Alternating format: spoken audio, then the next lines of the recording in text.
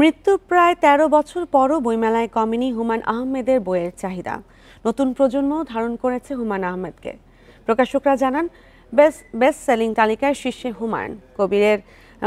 কবিদের মধ্যে পাঠক হৃদয়ে অমলিন আল মাহমুদ। নতুন বইয়ের পাশাপাশি পাঠক খুঁজছেন তার বই। শারীরিক উপস্থিতি না থাকলেও তারা বেঁচে আছেন তাদের কর্মে, পাঠকের হৃদয়ে।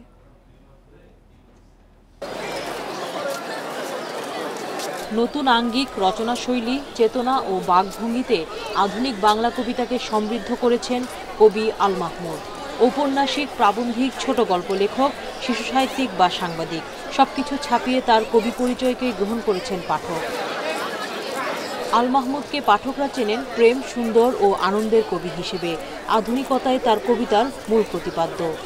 তারা তাদের লেখার মাধ্যমে অমর, ওদের উপস্থিতি কখনোই কমবে না। বইমেলা থেকে শুরু করে সর্বক্ষেত্রে তাদের উপস্থিতি থাকবে। ওনার বই সবসময় পপুলার, আমাদের বেশিরভাগই আমরা আল মাহমুদের বইয়ের কাস্টমার পেয়ে থাকি। জনপ্রিয় কথাসাহিত্যিক হুমায়ূন আহমেদ চিরবিদায় নিয়েছেন প্রায় ১৩ বছর আগে, কিন্তু এখনো পাঠকদের মনে সরব উপস্থিতি তার। হুমায়ূনের বই এখনো প্রকাশ করছে বিভিন্ন প্রকাশনী। ৫টা বেস্ট সেলিং বই যেটা হুমায়ূন আহমেদ স্যারের, সেটা হলো জ্যোৎস্না জননীর গল্প, মাতাল হাওয়া, দেয়াল এবং বাদশা নামদার।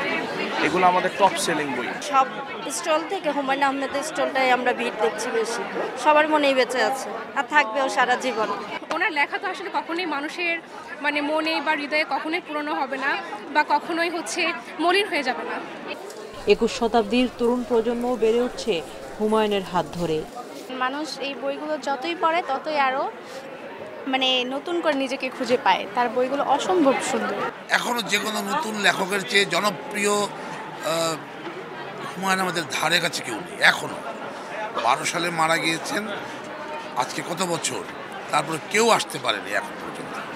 প্রকাশকরা জানান, বইমেলায় বিক্রির তালিকায় নতুন বইয়ের তুলনায় খ্যাতিমান লেখকদের বই এগিয়ে থাকে। সুলতানা জাহান মিতু, ইন্ডিপেন্ডেন্ট নিউজ, ঢাকা।